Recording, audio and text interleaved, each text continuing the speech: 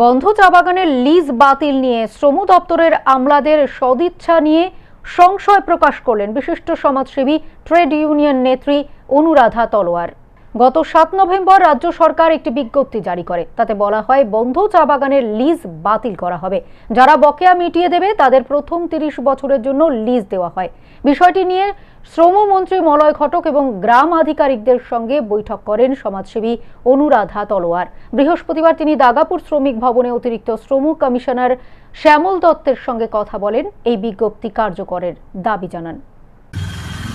এবারে দেখে আমাদের যেটা মনে হয়েছে এসওপিটা খুব ভালো, এসওপিটা ভালো।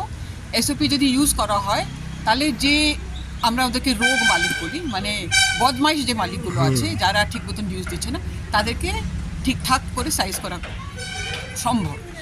আমাদের যেটা ডাউট হচ্ছে সেটা আছে কতটা রাজনীতিক সদিচ্ছা আছে এটাতে, মানে পলিটিক্যাল উইল আছে কিনা।